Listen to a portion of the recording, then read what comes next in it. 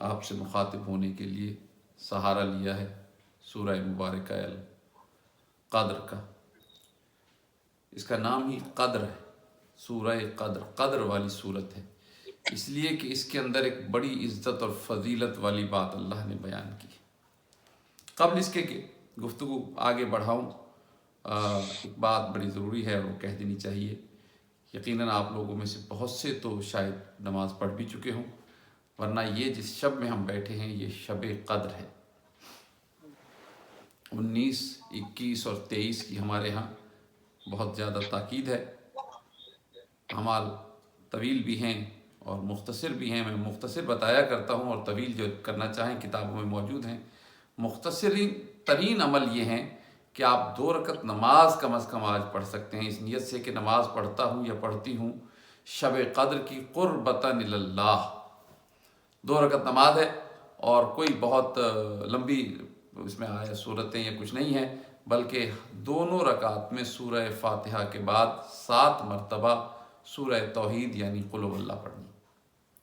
جیسے صبح کی نماز پڑھتے ہیں ویسے آغاز کریں گے، نیت یہ ہوگی کہ میں 2 رکعت نماز پڑھتا ہوں شب قدر کی قربتاً اللہ، اور اس کے بعد دوسرا فرق یہ ہے کہ جہاں آپ نے کچھ اور پڑھنا ہے پہلی رکعت میں سورہ الحمد کے بعد، وہاں کچھ اور نہیں بلکہ قل هو اللہ پڑھنی ہے 7 مرتبہ۔ دوسری رکعت میں پھر 7 مرتبہ الحمد کے بعد قل هو اللہ پڑھنی ہے، اور اسی طرح قنوت پڑھیں، اسی طرح رکوع کریں 2 سجود، اور اسی طرح سے جیسے نماز مکمل ہوتی نماز مکمل کیجئے۔ یہ آپ کی نماز ہو گئی شب قدر کی۔ کتنے مختصر سے اعمال ہیں۔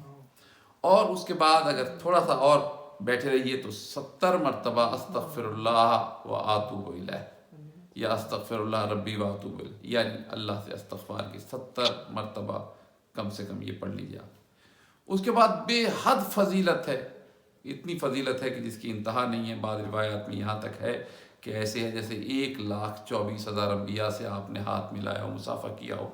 اس قدر فضیلت ہے کہ آپ زیارت وارثہ پڑھیے اس شب میں، اور زیارت وارثہ پڑھیے تو پھر 2 رکعت نماز ہدیہ زیارت وارثہ بھی پڑھیے۔ یہ سارے عمل ملا کے بھی جو ہے آپ 10، 12، 15 منٹ کے اندر اندر کر سکتے ہیں۔ کوئی اتنا بہت لمبا عمل نہیں ہے کہ آدمی کہے کہ جناب صاحب اتنا لمبا عمل کون کرے، ابھی سونے سے پہلے کر لیجیے گا، بہت اچھی بات ہے۔ اگر شب میں جلدی اٹھتے ہوں سحری کے لیے تو اس وقت تک بھی اگر کر لیں گے تو بھی شب قدر ہے، ثواب ہی ثواب ہے۔ اس کے علاوہ جو زیادہ کرنا چاہتے ہیں، اس میں بہت ساری دعائیں ہیں، قرآن مجید سر پہ رکھ کے دعا پڑھنی ہے۔ اس کے علاوہ اور تھوڑی سی دعائیں ہیں، وہ دعائیں آپ کو کتابوں میں ملیں گی، اس وقت بتانے کا محل نہیں ہوتا یہ۔ اور اس کے علاوہ 100 رکعت نماز پڑھ سکتے ہیں، بہت سی عبادات ہیں جو کر سکتے ہیں آپ اس میں، لیکن کم سے کم میری درخواست ہوگی کہ یہ 2 رکعت نماز پڑھ کے سوئیے تمام لوگ، اور ساتھ زیارت وارثہ۔ اور ہاں، اس کے ساتھ ایک چیز اور بڑی اہم اور ضروری بتائی گئی ہے، وہ ہے ایک تسبیح اللہم لعن قتلۃ امیر المومنین۔ ہمارے یہاں امریکہ میں بہت سے لوگوں کو عربی پڑھنے میں بہت زیادہ دشواری ہے، اگر بالکل ہی نہیں پڑھ سکتے تو پھر کم سے کم اردو میں ہی کہیں کہ اے میرے پروردگار جناب امیر المومنین کے قاتلوں پہ لعنت فرما۔ یہ 100 مرتبہ کی تسبیح ہے، بہتر ہے عربی میں پڑھیں اللہم لعن قتلۃ الحسین قتلۃ امیر المومنین، یہ 100 مرتبہ پڑھیں۔ اور اس کے بعد یہ عظیم ترین عبادت ہے، یہ وہ شبیں ہیں جس کے لیے اتنی شدید تاکید ہے کہ اس سے زیادہ فضائل والی شب کوئی اور ہے ہی نہیں۔ ایک مرتبہ ذرا مل کر محمد و آل محمد پہ صلوات پڑھیے، میں گفتگو کو آگے بڑھاؤں۔ اللہم صلی علی محمد و آل محمد۔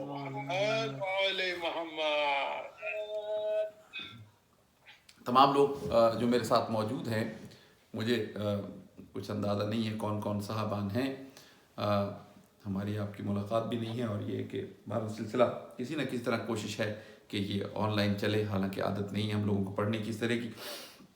یہ عزت والی رات ہے، قدر والی رات ہے۔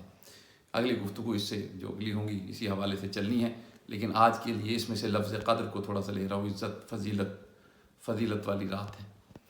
اصل میں یہ ایک بنیادی فلسفہ ہے، یہ بنیادی بات ہے کہ دنیا میں ہر شخص جس چیز کو فضیلت سمجھتا ہے نا، وہ اس کے لیے دوڑتا ہے، اس کے لیے جد و جہد کرتا ہے، اس کے لیے کوشش کرتا ہے۔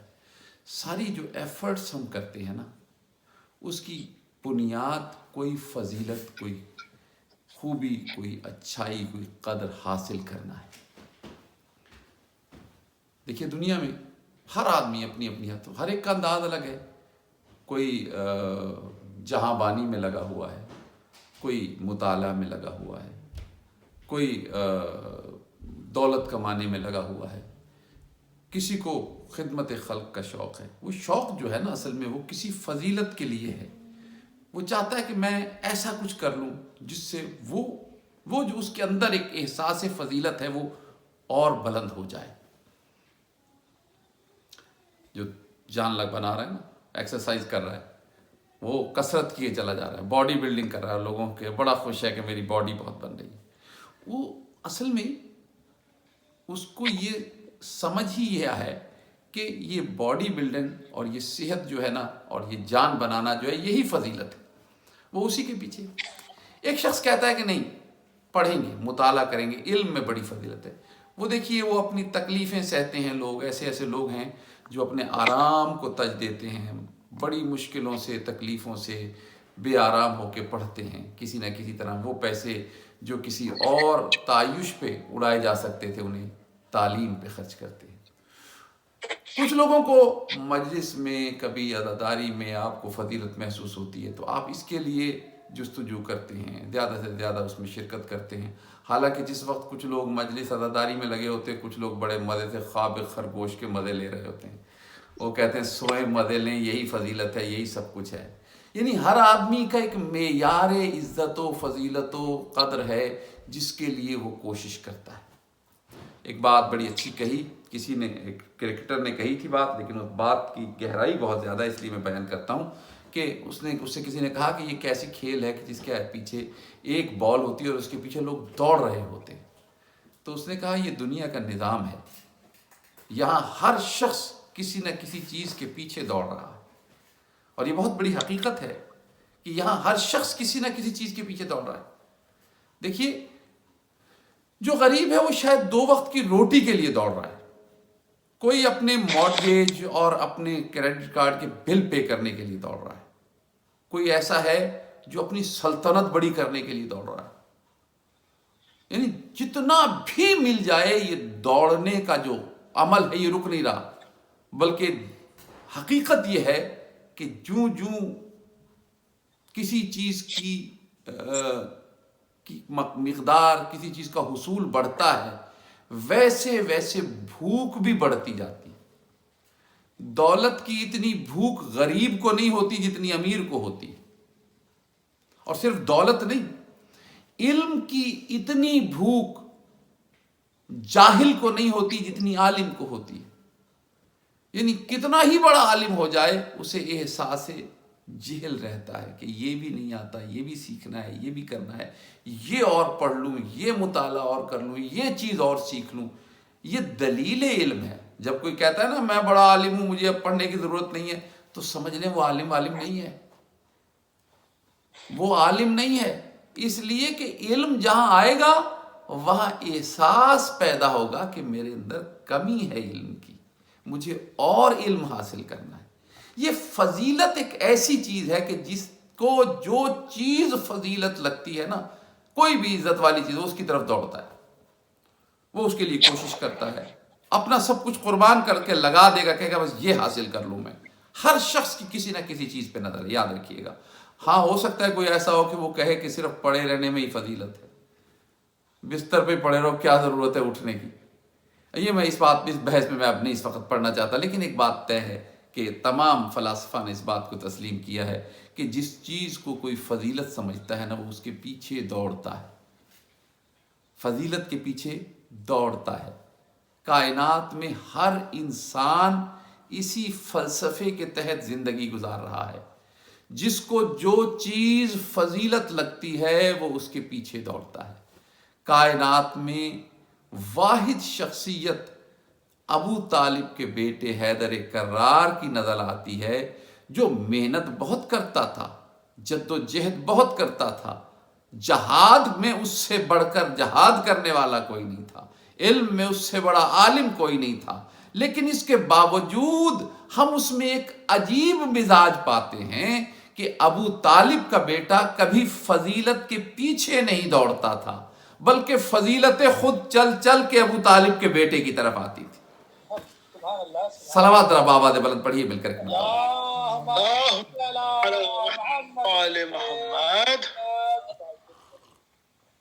میں نے عجیب سی بات کی ہے، بڑی بات ہے اور دعویٰ ہے ایک، تو مجھے اس کی دلیل میں کچھ دو ایک جملے کہنے ہیں اور جلدی سے گفتگو کو سمیٹنا ہے۔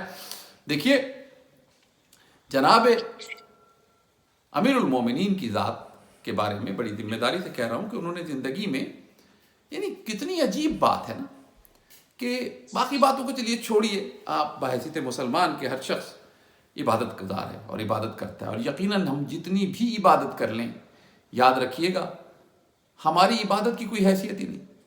ہمارا ایک امام ہے جو زین العابدین ہے، یعنی اس کی عبادت اتنی بلند ہے کہ اس کا نام ہی زین العابدین مشہور ہو گیا، اس کے سجدے اتنے بلند ہیں کہ وہ سید الساجدین بلند ہو گیا، اس کا نام مشہور ہو گیا، یہ ایسی لقب اس کو مل گئے۔ کیوں؟ اس لیے کہ بظاہر اس سے بڑا عبادت گزار کوئی نہیں تھا، لیکن اتنا بڑا عبادت گزار امام کے بارے میں نے یہ روایت اپنی آنکھوں سے پڑھی ہے کہ ایک دن انہوں نے جناب امیر المومنین کا صحیفہ پڑھا اور جناب سید الساجدین میرے مولا زین العابدین نے کہا، اوف اوف، کون کر سکتا ہے میرے دادا امیر المومنین علی ابن ابی طالب جتنی عبادت۔ العظمت للہ، یعنی عبادت کا کمال دیکھیے۔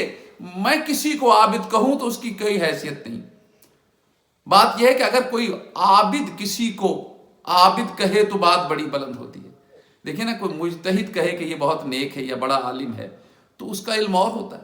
اب سوچئے کہ سید سجاد صرف تعریف نہیں بیان پر کہہ رہے، اوف اوف، کون عبادت کر سکتا ہے جناب امیر المومنین جیسی۔ العظمت للہ، یعنی اتنا بڑا عابد، لیکن عبادت کے ساتھ ساتھ ایک اور انداز نظر آتا ہے کہ وہی عابد اپنے پروردگار کو مخاطب کر کے کہتا ہوا نظر آتا ہے، اے میرے پیارے اللہ، میں تجھے سجدے ضرور کرتا ہوں، میں تیرے آگے جھکتا ضرور ہوں، میں تیری عبادت ضرور کرتا ہوں، لیکن اے میرے پروردگار، میں تیری عبادت اس لیے نہیں کرتا ہوں کہ مجھے تیری جنت چاہیے یا تیری جنت کا لالچ ہے، نہ مجھے تیری عبادت پہ مجبور اس یہ بات کرتی ہے کہ مجھے تیری جہنم کا خوف ہو۔ پروردگار، نہ جنت کے لالچ میں تیری عبادت کرتا ہوں، نہ جہنم کے خوف سے عبادت کرتا ہوں، میں علی تو تیری عبادت اس لیے کرتا ہوں، بل وجدتو کا، میں نے پایا ہی ایسا ہے تجھے کہ تو لائق عبادت ہے، تیری عبادت کی جائے۔ العظمت للہ، یعنی وہ علی جو اللہ سے یہ کہے کہ مجھے تیری جنت کا لالچ نہیں، مجھے تیری جہنم کا خوف نہیں۔ کیا مزاج ہے اس حیدر کرار کا۔ یہ جو میں نے کہا اس کی طرف آئیے کہ جناب امیر المومنین کائنات میں مجھے واحد شخصیت نظر آتی ہے، واحد شخصیت نظر آتی ہے جو کسی فضیلت کے پیچھے نہیں جاتی، کسی فضائل کے پیچھے خواہش کر کے نہیں جاتے، مجھے یہ مل جائے، نہیں خواہش۔ العظمت للہ، لیکن فضیلتیں ہیں کہ جناب امیر المومنین کا گھر ڈھونڈتی چلی آتی ہے۔ فضیلت جب تک امیر المومنین تک نہ پہنچے اسے فضیلت کا درجہ ہی عطا نہیں ہوتا۔ العظمت للہ۔ عزیزان گرامی، بس دو ایک جملے پڑھوں تاکہ بات تھوڑی سی آگے بڑھ جائے۔ عزیزو، میں ذرا تاریخ کے آئینے میں اس کو دیکھنے کی کوشش کرتا ہوں کہ کیا واقعی ایسا ہی ہے۔ دیکھیے، ایک بہت بڑی چیز جو ہمیں اللہ نے عطا کی ہے وہ قرآن مجید ہے۔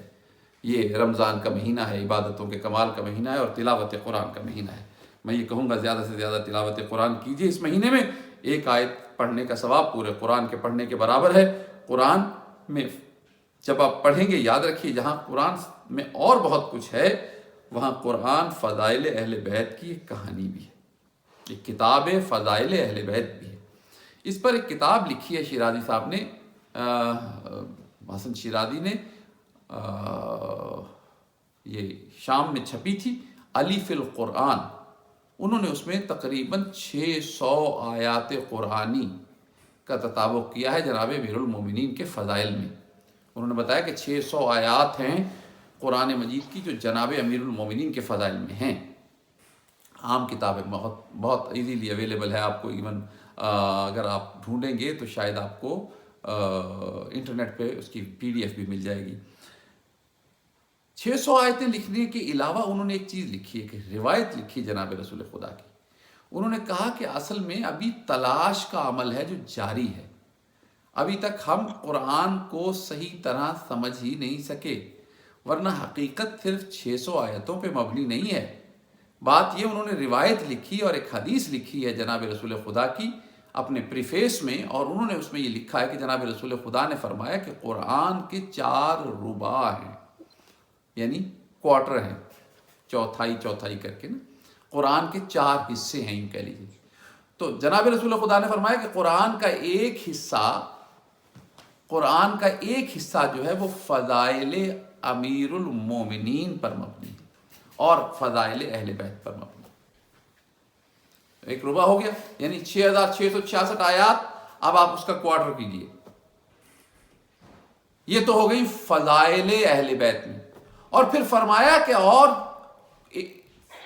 ایک ربع جو ہے وہ اہل بیت کے دشمنوں کی قدح میں ہے.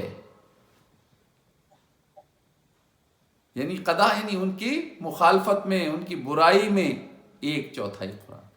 اور پھر فرمایا 1/4 قرآن اوامر و نواہی ہیں، اور 1/4 قرآن جو ہے وہ اشارہ کرتا ہے سیرت اہل بیت کی طرف. یعنی اس قدر قرآن میں اہل بیت کا ذکر ہے.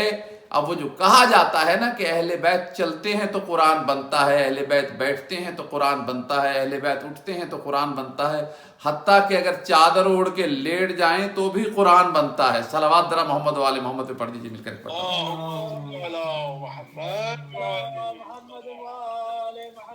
تو عزیزان گرامی، زیادہ زحمت نہیں، بات بہت لمبی بھی نہ ہو جائے. تو قرآن مجید کی آیات جناب امیر المومنین کی شان میں نازل ہوئیں. مومنین سے گفتگو ہے اس میں، اور اس سے زیادہ کیا ہوگا کہ مجھے اس میں تفصیل کی ضرورت ہی نہیں پیش آئے گی. جب اتنی آیات قرآنی آئی ہیں تو یہ جناب امیر کے فضائل ہیں نا. بھائی ساری دنیا جناب امیر کے فضائل کی جب بات آئے گی تو قرآن کی آیتیں ہی پیش کرے گی نا، کہ یہ آیت علی کی فضیلت میں، یہ آیت علی کی فضیلت میں بھی پڑھنا شروع کر دیتا ہوں. آیہ ولایت پڑھتا ہوں، آیہ مودت پڑھتا ہوں، آیہ مباہلہ پڑھتا ہوں. جتنی آیات میں پڑھتا چلا جاؤں، اگر وقت بہت طویل لینا ہو تو بہت سی آیات پڑھی جا سکتی ہیں، پڑھتا چلا جاؤں. اور کیا ہے کہ وہ سب آیتیں آپ کے ذہنوں میں موجود ہیں، وہ جناب امیر کے فضائل میں ہیں. لیکن ایک سوال کرتا ہوں آپ سے، یہ کیسے فیصلہ ہو کہ کیا جناب امیر کو آیتوں کی خواہش تھی یا آیتوں کو امیر المومنین کی ضرورت تھی؟ العظمت للہ. تو عزیزان گرامی، ایک فیصلہ تو بڑی آسانی سے ہو سکتا ہے، کیونکہ ایک ایسی آیت کا بھی قرآن نے ذکر کیا ہے، ایک ایسی آیت بھی قرآن میں ہے جس کے لیے اس آیت کے اترنے کے بعد مسلمانوں نے اس آیت کے اوپر پورا ہونے کے لیے اور اس آیت کو اپنے کردار کے مطابق بنانے کے لیے کوششیں کی. اور اس آیت کو کیا کہتے ہیں؟ اسے کہتے ہیں آیہ ولایت. انما ولیکم اللہ ورسولہ والذین آمنوا الذین یقیمون الصلاۃ ویؤتون الزکاۃ وہم راکعون. ولایت کی آیت ہے جس میں جناب امیر کی انگوٹھی دینے کا ذکر ہے کہ اللہ ولی ہے، اس کا رسول ولی ہے، اور وہ لوگ ولی ہیں جو حالت رکوع میں زکوٰۃ دیتے ہیں. جو حالت رکوع میں زکوٰۃ دیتے ہیں. اب جب زکوٰۃ دینے والوں کا ذکر آیا، رکوع کی حالت میں زکوٰۃ دینے والوں کا ذکر آیا کہ جناب امیر نے انگوٹھی دی ہے، تو تاریخ کہتی ہے بہت سارے لوگوں نے بہت ساری انگوٹھیاں دی. لیکن آیت آ چکی تھی، آیت پھر نہیں آئی. قرآن میں ایسی آیتیں ہیں جو کئی دفعہ آئی ہیں، لیکن آیہ ولایت نہیں آئی، بس ایک ہی دفعہ آئی. کب؟ جب جناب امیر علیہ السلام نے انگوٹھی دی تب آئی، اس کے بعد نہیں آئی. العظمت للہ. حالانکہ انگوٹھیاں لوگوں نے بعد میں بھی دی. علی نے دی انگوٹھی پہلے، آیت اتری بعد میں، اور لوگوں نے انگوٹھیاں دی بعد میں. تو فرق صاف نظر آ رہا ہے. یعنی کچھ لوگ ہیں جو خواہش کرتے ہیں کہ قرآن کی آیتیں ہماری شان میں ہو جائیں، کچھ لوگوں کی خواہش ہے کہ قرآن کی آیتوں کی فضیلت ہم سے وابستہ ہو جائے. علی کو فضیلتوں کے پیچھے بھاگنے کی عادت نہیں ہے. اگر علی بھی انگوٹھی بعد میں دے تو کہنے کا حق ہے کسی بھی مفسر کا کہ علی کو خواہش تھی کہ آیت میرے لیے ہو جائے، لیکن اگر علی انگوٹھی پہلے دیں اور آیت بعد میں نازل ہو تو پھر ماننا پڑے گا علی کو آیتوں کی خواہش نہیں تھی، آیتوں کو علی کی ضرورت رہا کرتی تھی. اللهم صل على محمد وصل على محمد. سبحان اللہ سبحان اللہ. یہ مزاج امیر المومنین پہ گفتگو ہے. مجھے کسی نتیجے تک لے کے جانا ہے، بات کو کہیں نتیجے پہ پہنچنا ہے، بہت لمبا بھی نہ ہو جائے. مجھے پچھلی دفعہ بھی شاید تقریر کچھ زیادہ ہو گئی تھی، مجھے اندازہ نہیں ہے. میں کہوں گا اپنے ہمارے بھائی صاحب سے، شاہ صاحب سے، کہ مجھے بتا دیں بعد میں کہ تقریر لمبی تو نہیں ہوئی ہے. میں اس کو اور مختصر کرنے کی کوشش کیا کروں، کیونکہ اندازہ نہیں ہو رہا ہوتا. چہرے سامنے ہوتے ہیں تو ذرا پتہ لگ رہا ہوتا ہے بات واضح ہو رہی ہے یا نہیں ہو رہی ہے. یہاں پہ بات بعض اوقات لمبی ہو جاتی ہے، بعض اوقات بہت مختصر ہو جاتی ہے. تو جناب امیر المومنین کے جب فضائل بیان ہوں گے، ایک اور چلی فضیلت کو میں بیان کیے دیتا ہوں. تھوڑی سی ایک فضیلت ہے کہ جناب امیر المومنین کی جب بھی ہم فضائل کا ذکر کرتے ہیں تو ایک فضیلت بیان کرتے ہیں کہ جناب امیر المومنین کو علم ملا تھا. علم داری کی فضیلت ہے کہ جناب امیر المومنین ہر جنگ میں جناب حمزہ اور جناب جعفر طیار کے بعد علمدار ہوا کرتے تھے. تو علمداری ایک فضیلت ہے کہ علم ملا. بڑی فضیلت ہے نا بھائی، جس کو بھی علم ملے بڑی فضیلت کی بات ہے، معمولی بات تو نہیں ہے علم ملنا. العظمت للہ. لیکن عزیزان گرامی، علم تو ملتا ہی تھا علی کو. ایک ایسا موقع آیا جب علم علم نہ رہا بلکہ فضیلتوں کا مینارہ بن گیا. ایک موقع ہے صرف تاریخ میں، ویسے تو ہمیشہ علم ہی ہوتا تھا. ایک موقع ایسا ہے جب علم کے ساتھ بہت سی فضیلتیں وابستہ ہو گئی. یہ کون سا موقع ہے؟ یہ موقع ہے جنگ خیبر کا. مجھے خیبر نہیں پڑھنا، بس ایک جملہ کہنا ہے اور ختم کر رہا ہوں، بات کو آگے بڑھا رہا ہوں. خیبر میں کیا ہوا؟ جب 39 دن گزر گئے، رسول نے اعلان کیا کل علم اسے دوں گا، لاتین الرایۃ غدن رجل کرار غیر فرار. کل علم اسے دوں گا جو مرد ہوگا، کرار ہوگا، غیر فرار ہوگا، جو اللہ کا دوست ہوگا، رسول کا دوست ہوگا. جس کا اللہ دوست ہوگا اس کا رسول دوست ہوگا، کل اسے علم دوں گا. وہ اس وقت تک پلٹے گا نہیں جب تک اللہ اس کے دونوں ہاتھوں پہ فتح نہیں دے دے گا. یعنی یہ کتنی ساری فضیلتیں وابستہ ہو گئی اس علم کے ساتھ. اب فقط علم نہ رہا، اب وہ علم نہیں رہا صرف، بلکہ اس کے ساتھ فضیلتیں ہو گئی. کیا ہے کہ جس کو علم ملے گا وہ مرد ہوگا، فضیلت. جس کو علم ملے گا وہ کرار ہوگا، فضیلت. جس کو علم ملے گا غیر فرار ہوگا، فضیلت. جس کو علم ملے گا اللہ اور رسول کا دوست ہوگا، اللہ اور رسول اس کے دوست ہوں گے. اس وقت تک پلٹنے والا نہیں ہوگا جب تک دونوں ہاتھوں پہ فتح نہ ہو. فضیلتیں اس علم کے ساتھ جوڑ دی گئی. وہ علی جو ہمیشہ علم لینے کے لیے آتے تھے، جو ہمیشہ علم اٹھاتے تھے، اب جو رسول فضیلتوں والا علم لے کے نظر آئے تو اس پورے مجمع میں ہمیں کہیں علی نظر نہیں آئے. تاریخ کا اختلاف ہے. کچھ نے لکھا کہ علی کی آنکھوں میں آشوب کی سرخی تھی، وہ اپنے خیمے میں تھے. ہمارے ہاں کی روایت کے مدینے میں تھے. بھئی مدینے میں تھے یا خیمے میں تھے، اس مجمع میں نہیں تھے جہاں علم لیا جا رہا تھا. حالانکہ لوگ بڑے تیار ہو کے آئے تھے، نہا دھو کے آئے تھے، کپڑے وپڑے بدل کے آئے تھے. اور میں حیران ہوں، وہ آئے تھے جو پہلے علم 39 دن لے جا کے تجربہ کر چکے تھے.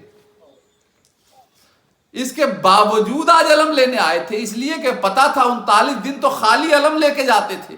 آج اگر ایک دفعہ علم مل گیا تو ساتھ بہت ساری فضیلتیں بھی مل جائیں گی. تو جب دنیا فضیلتوں کے لیے نہا دھو کے تیار ہو کے کھڑی تھی، اس مجمع میں ہمیں علی نظر نہیں آئے.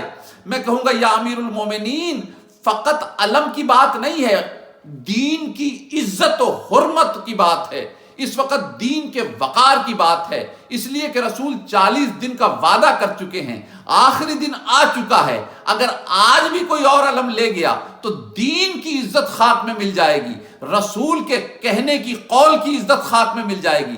یا علی دین کی خاطر آئیے، یا علی قول رسول کی خاطر آئیے. لیکن علی ہمیں اس مجمع میں نظر نہیں آئے جب تک رسول نے بلوایا نہیں.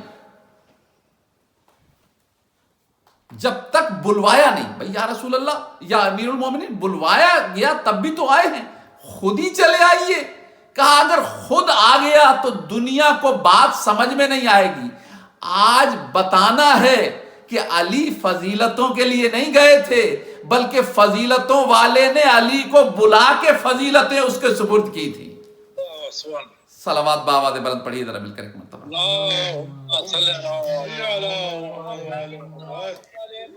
یعنی اگر آج علم بھی خود ہی لے لیتے تو لوگ کہتے ہاں علی کو بڑی خواہش تھی, کیا کریں علی آگے بڑھے, وہاں پہ علی جو تھے تو کسی اور کو موقع نہیں ملا.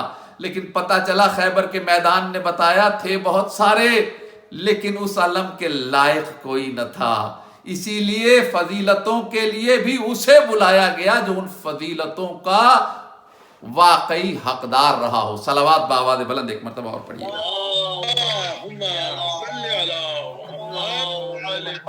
مجھے اندازہ نہیں ہو رہا ہے, وقت کافی گزر گیا.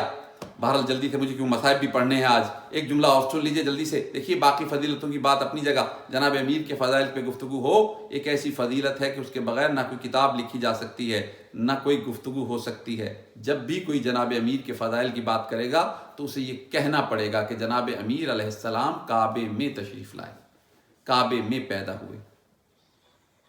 یہ بات اب اتنی بڑی ہے کہ دل تو چاہتا ہے اس پہ صرف اسی ایک جملے پر گفتگو ہو.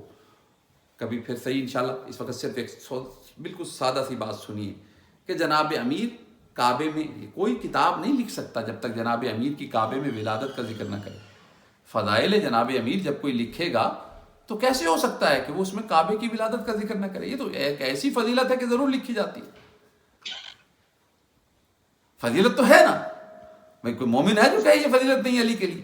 فضیلت تو ہے, ہم یقیناً مانتے ہیں, لیکن اس فضیلت کی حقیقت کیا ہے؟ اس کی حقیقت کیا ہے؟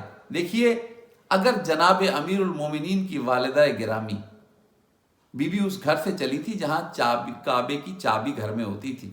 جناب ابو طالب کا لقب ہے کلید بردار کعبہ, یعنی کعبے کی ہولڈر ہے, چابی ان کے گھر میں ہوتی تھی. لیکن بی بی چابی لے کے نہیں چلی, بغیر چابی کے آئیں, اور دروازہ ایک نیا بنایا گیا, ایک نئے در سے اندر گئی. پھر وہ دروازہ بند ہوا اور وہ نشان ایسا لگا کہ آج تک جاتا نہیں ہے. اللہ نے اہتمام ایسا کیا ہے, یہ ایک ایسا معجزہ ہے جو جاری معجزہ ہے. معجزے اپنے وقت کے ساتھ ختم ہو گئے, لیکن یہ معجزہ آج تک برقرار ہے تاکہ دنیا یہ مزاج حیدر کرار پہچان لے کہ علی اسے کہتے ہیں جو کعبے میں بھی اپنی خواہش سے نہیں جاتا, بلکہ علی کی والدہ اگر کعبے میں بھی جاتی ہیں تو اپنی مرضی سے نہیں, اس لیے نہیں کہ مجھے فضیلت مل جائے, بلکہ کعبہ ایک نیا در لگا کے علی کی والدہ کو اندر بلا کے دنیا کو اعلان کرتا ہے, دیکھو علی کو کعبے کی ضرورت نہیں ہے, کعبے کو علی کی ضرورت ہے. صلوات بآواز بلند پڑھ لیجئے مل کر ایک مرتبہ.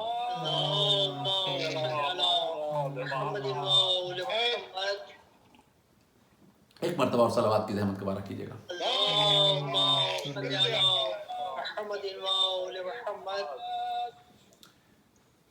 بہت آگے نہیں جاؤں گا, بس یہیں پہ بات کو سمیٹ لوں گا. میں بات کو ایک دو چیزیں اور بیان کرنے کو دل تھا لیکن وہ نہیں بیان کر رہا, بس اسی پہ بات کو تمام کر رہا ہوں. تو کعبے میں یہ صرف جناب یہ میرے جملے نہیں ہیں فقط, یاد رکھیے گا کہ کعبے کو علی سے فضیلت ملی ہے, علی کو کعبے سے فضیلت نہیں ملی. یعنی یہ فضائل علی نہیں ہیں کہ علی کعبے میں آئے, بلکہ یہ فضائل کعبہ ہیں کہ علی کعبے میں آئے, کعبے میں پیدا ہوئے. یہ فضیلت کعبہ ہے, میرے لفظ نہیں ہے, یہ آپ کے اور ہمارے مولا جناب قمر بنی ہاشم عباس ابن علی نے ایک خطبہ دیا ہے 8 ذی الحجہ کو, جب جناب امام حسین نے بندھے ہوئے احرام توڑے, اس سے بالکل پہلے کعبے کی چھت پہ کھڑے ہو کے خطبہ دیا ہے قمر بنی ہاشم نے. طویل خطبہ ہے. اس خطبے کا جو پہلا جملہ ہے نا, پہلا جملہ, جناب امام حسین علیہ السلام نیچے کھڑے ہوئے, قمر بنی ہاشم کعبے کی چھت پہ گئے, تمام مجمع کو مخاطب کیا اور وہاں تقریر کی ہے, اور اس کا پہلا, اس خطبے کا پہلا جملہ ہے الحمدللہ الذی،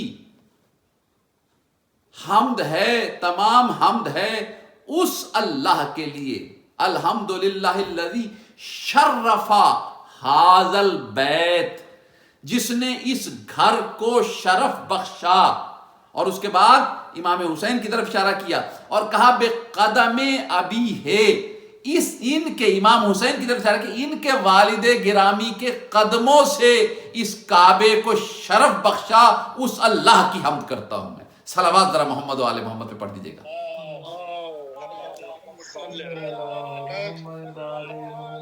تو یہ جملے میرے نہیں ہیں، یہ جملے کسی ذاکر خطیب کے نہیں ہیں، یہ قمر بنی ہاشم کے جملے۔ الحمدللہ الذی شرف ھذا البیت بقدم ابی ہے، یعنی اشارہ کیا امام حسین کی طرف، ان کے قدموں، ان کے والد کے قدموں سے، یعنی پورے علی کا ذکر بھی نہیں ہے، قدموں کا ذکر ہے کہ اگر قدم بھی کعبے میں آ جائیں تو فضیلت ہو جاتی ہے۔ صلوات ایک مرتبہ محمد و آل محمد پہ اور بآواز بلند پڑھیے۔ عزیزان گرامی، بہت لمبا نہیں کرنا چاہتا ہوں گفتگو کو، رمضان کے دن ہیں، آج شب قدر بھی ہے، اور یقیناً بہت سے لوگ تو شاید نماز پڑھ چکے، بہت سے لوگوں نے پڑھنا ہوگی، سحری بھی ہے، صبح ورکنگ ڈے بھی ہے۔ جناب امیر کی سیرت پہ بہت سے اور پہلو بھی ایسے بیان ہو سکتے ہیں کہ جب جناب امیر علیہ السلام بالکل واضح نظر آتا ہے کہ جناب امیر علیہ السلام فضیلت کے لیے نہیں چل کے جاتے۔ اب ہم سے یہ نہ پوچھئے گا کہ علی کیوں گھر بیٹھے رہے، کیوں نہیں گئے چل کے چلے جاتے وہاں سقیفہ میں جہاں یہ ہو رہا تھا۔ علی کبھی کچھ لینے کے لیے نہیں گئے، یاد رکھنا، فضیلتیں چل کے، القاب چل کے، اختیار چل کے علی کے دروازے پہ آئے ہیں۔ اور چلیں ایک جملہ سن لیں اس بات میں، کہ بات یہ ہے کہ ہر چیز وہاں جایا کرتی ہے جہاں وہ محفوظ ہو، ہر چیز اپنا ٹھکانہ وہاں ڈھونڈتی ہے جہاں اسے حفاظت ملے۔ اس کے لیے ایک لفظ ماں کا ہے، کا لفظ استعمال ہوتا ہے، یاد رکھیے گا۔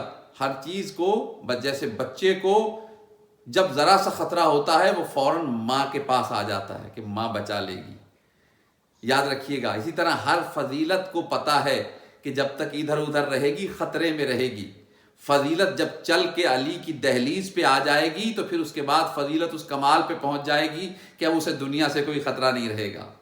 اس لیے کہ فضیلت کا اصل مقام جو ہے وہ دہلیز امیر المومنین علیہ السلام ہے۔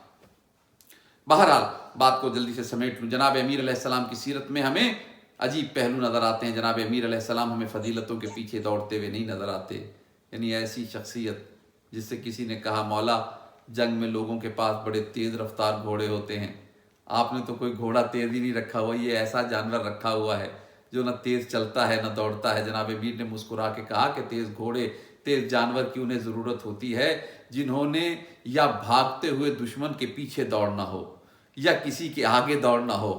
علی نہ کسی کے پیچھے دوڑتا ہے نہ کسی کے آگے دوڑتا ہے، علی جہاں قدم جماتا ہے وہیں لڑتا ہے۔ صلوات ذرا محمد و آل محمد کی آواز بلند، صلی علی محمد و آل محمد۔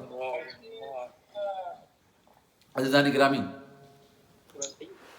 اس علی نے جس نے سیرت میں کہیں فضیلتوں کی جستجو نہیں کی، جس نے اللہ سے بے نیازی کے عالم میں یہ کہا کہ پالنے والے تیری عبادت اس لیے کرتا ہوں کہ تو ہے ہی لائق عبادت، تجھے میں نے پایا ہی لائق عبادت ہے۔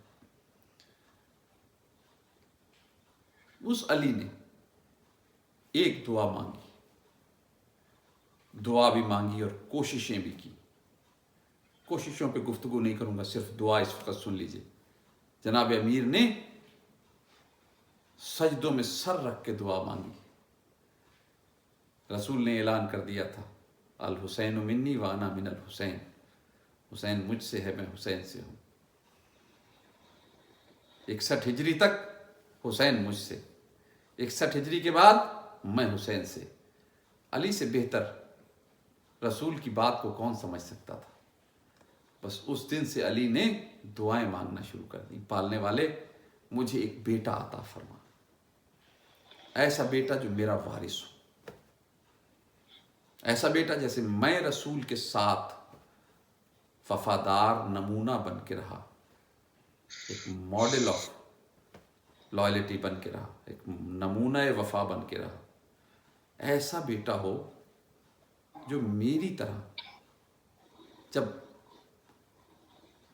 الحسین منی وانا من الحسین اس وقت والے محمد کے پاس ضرورت ہو تو وہ علی کا بیٹا ہو جو ساتھ ساتھ رہے۔ یہ دعائیں تھیں علی کی، جن کا ثمر بن کے قمر بنی ہاشم دنیا میں آئے۔ لیکن جب قمر بنی ہاشم دنیا میں آئے تو دنیا نے ایک اور بات دیکھی کہ جناب زینب اپنے گھر سے آئیں، آنے کے بعد اسی قمر بنی ہاشم کو گود میں لیا، اور لینے کے بعد اس کے بازوؤں کو چوما، اور بازوؤں کو چومنے کے بعد کہا عباس تمہیں میری ماں زہرا نے سلام کہا ہے۔ دنیا حیران تھی کہ یہ کیا بات ہوئی، لیکن عزیزوں یاد رکھنا عباس نام ہی اس شخصیت کا ہے کہ جس کے لیے اکیلے علی نے نہیں، زہرا نے بھی دعائیں مانگی۔ اتنی بڑی شخصیت کا نام عباس ہے۔ قمر بنی ہاشم کسی معمولی شخصیت کا نام نہیں ہے۔ ایک جملہ ہے میرے ذہن میں، وہاں تک پہنچنا چاہتا ہوں۔ قمر بنی ہاشم بہت بڑی شخصیت کا نام ہے۔ اس وفا کے نمونے کو پہچان ہی کوئی نہیں سکتا، اس کو کوئی سمجھ ہی نہیں سکتا۔ اس کا مقام اتنا بلند ہے کہ وہ ہمارے ذہن نہیں وہاں تک پہنچ سکتے۔ لیکن وفا وہاں جا کے ختم ہو گئی، دم توڑ گئی، اس کے بعد کچھ اور نہیں ہے وفا کے پاس۔ وفا کی وہ آخری منزل ہے، اس کے آگے کوئی اور منزل نہیں ہے وفا کی، جہاں جناب عباس نے وفا کی ہے۔ تمام تر طاقت کے باوجود، شجاعت حیدریہ کے وارث ہونے کے باوجود، خاموشی سے سر جھکا کے حسین کے ساتھ، لاشیں بھی حسین خود اٹھاتے رہے، کھڑے ہو کے دیکھتے رہے کہ اب حبیب کا لاشا آ رہا ہے، اب جون کا لاشا آ رہا ہے، اب مسلم کا لاشا آ رہا ہے، اب زہیر کا لاشا آ رہا ہے۔ پھر اس کے بعد دیکھا کہ اب قاسم کا لاشا آ رہا ہے، اولاد جعفر کا لاشا آ رہا ہے، اولاد عقیل کے لاشیں آ رہے ہیں۔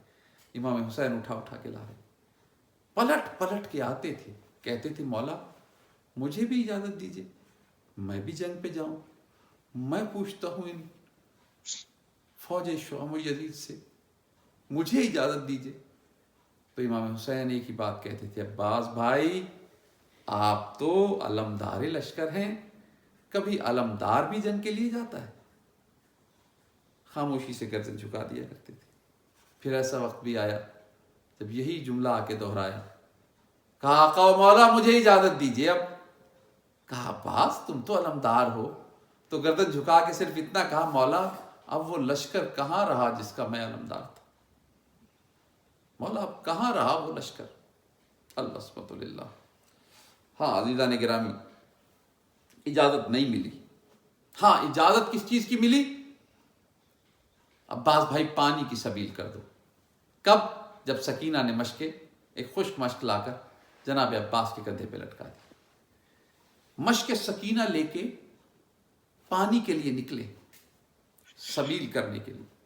ابھی دروازے سے، خیمے کے دروازے سے باہر قدم نہیں نکالا تھا، یا جناب امام حسین نے آواز دی، بھائی عباس۔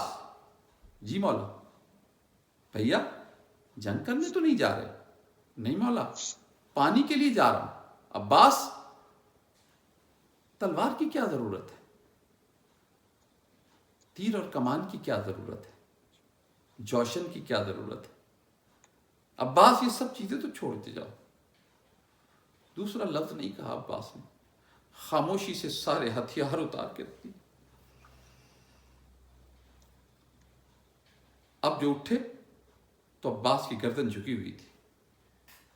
ایک مرتبہ خیمے کی طرف جا کے دروازے سے باہر نکلنا چاہتے تھے، یہ کسی بیوی نے پکارا، اور اس بیوی نے پکارا جس کی آواز کو عباس رد کر ہی نہیں سکتے تھے۔ ایک مرتبہ انہی قدموں سے پلٹے، شہزادی کو سلام کیا۔ ایک مرتبہ جناب زینب نے کہا عباس بھائی اتنے رنجیدہ ہو کے کہاں جا رہے ہو؟ بی بی پانی کی سبیل کے لیے جا رہا ہوں۔ عباس تو گردن اٹھا کے جاؤ، سینہ تان کے جاؤ۔ عباس تمہیں گردن جھکائے ہوئے دیکھ کر اچھا نہیں لگ رہا۔ بس ایک جملہ کہا شہزادی یہ بتا دیجئے کیا روئے زمین پہ مجھ سے بھی بڑا مجبور کوئی ہو سکتا ہے؟ کیا مجھ سے بڑا مجبور بھی کوئی دنیا میں گزرا ہوگا؟ اس وقت جناب زینب نے کہا ہاں بھائی عباس अपने को सबसे बड़ा मजबूर न समझना। दुनिया में तुमसे बहुत बड़ा मजबूर तुम्हारा और मेरा बाबा हैदर कर्रार था। अब्बास, तुम्हें क्या पता मेरे बाबा की कितनी बड़ी मजबूरी थी कि मेरा बाबा नाना की वसीयत का पाबंद था, जो रसूल खुदा ने वसीयत की थी उसका पाबंद था। मेरा बाबा घर में मौजूद था और बुज़दिल दरवाजे पे आके रसूल की बेटी पे ताज़ियाने बरसाते रहे। मेरा बाबा इतना बड़ा मजबूर था कि वो उसे बर्दाश्त करता रहा। अब्बास, अपनी मजबूरी को उस मजबूरी से मुकाबला करके समझो, तुम्हारी मजबूरी उसके मुकाबले में कुछ भी नहीं। अब्बास, अमीरुल मोमिनीन की मजबूरी बहुत बुलंद थी।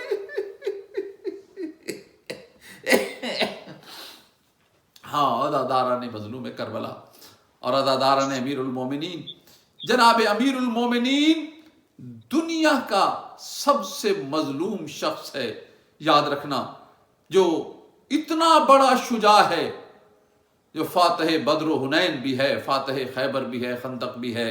अपनी तमाम तर शुजाअत के बावजूद चूंकि वसीयत रसूल थी इसलिए खामोश हो के देखता रहा। रसूल की बेटी जख्मी हो गई, रसूल की बेटी पे दरवाजा गिरा दिया गया, अली खामोश हो के बर्दाश्त करता रहा। इतना बड़ा मजबूर और इतना बड़ा मजलूम है मेरा मौला अमीरुल मोमिनीन।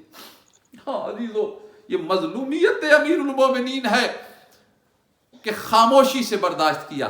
फकत ये नहीं, चूंकि वसीयत रसूल थी इसलिए अपनी जौजा के कातिलों के साथ वक्त गुजारना पड़ा, सिर्फ वसीयत रसूल का पाबंद होके।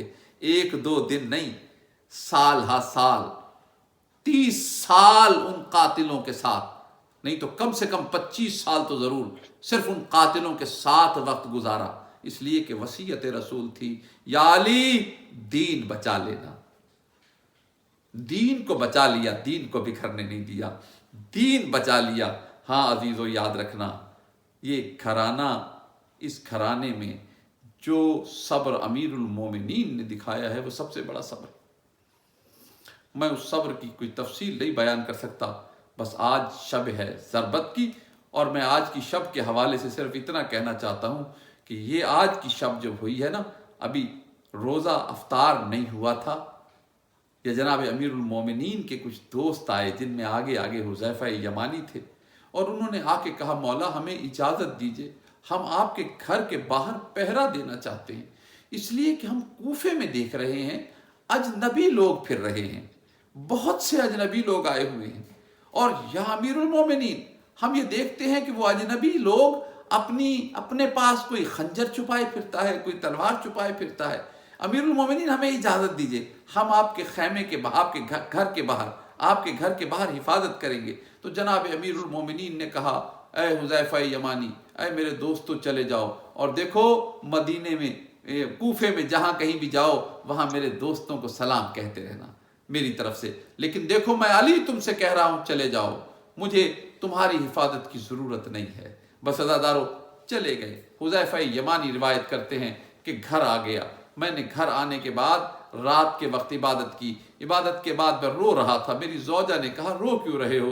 तो मैंने रोते हुए बताया कि ऐसा वक्त आ गया है, ऐसा लगता है लोग अमीरुल मोमिनीन को शहीद करने के दरपे हैं, और अमीरुल मोमिनीन हमें हिफाजत के लिए भी खड़ा होना नहीं देते हैं, हिफाजत की भी इजाज़त नहीं देते हैं। अमीरुल मोमिनीन जानते हैं, इसके बावजूद खुदा जाने क्या मशीयत है कि हमें हिफाजत से भी मना करते हैं। ये कह के हुज़ैफ़ा यमानी रोने लगे। रोते रोते हुज़ैफ़ा यमानी की आंख लग गई। हुज़ैफ़ा यमानी कहते हैं कि मेरी आंख लग गई, मेरी आंख लग गई, और मैं बेदार उस वक्त हुआ जब मैंने कानों में एक आवाज सुनी, कोई फड़फड़ा रहा था पर, और कह रहा था, लक़द वल्लाहि तहद्दमत अरकानुल हुदा क़द क़ुतिला अमीरुल मोमिनीन, क़द क़ुतिला अमीरुल मोमिनीन। हुज़ैफ़ा कहते मैं तड़प के उठा और उठ के मैं तेजी से दौड़ा। मैंने कहा देखूं तो सही क्या हुआ है। अब जो मैं मस्जिद के करीब आया तो मुझे पता चला अमीरुल मोमिनीन के सर पे ज़रबत लग चुकी है।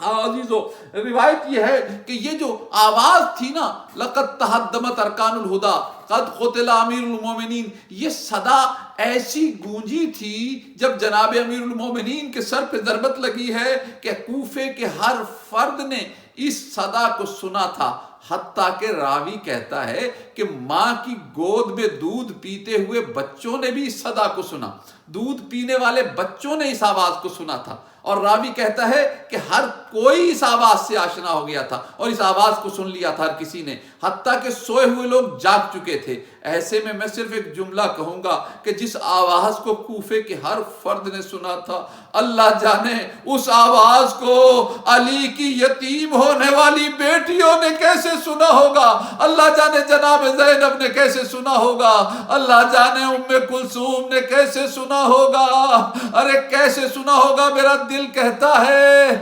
تڑپ گئی ہوں گی، اپنے حجرے سے تڑپ کے نکلی ہوں گی، کہا ہوگا بھائی حسن، بھائی حسین، بھائی عباس کوئی دیکھو تو صحیح، ایسا لگتا ہے میں پردیس میں یتیم ہو گئی، ایسا لگتا ہے پردیس میں میری یتیمی کا اعلان ہو گیا، میرے بابا کی خبر لو، کوئی کہہ رہا ہے بابا شہید کر دیے گئے۔ لعنت اللہ علی القوم الظالمین، سيعلم الذين ظلموا أيام منقلب ينقلبون۔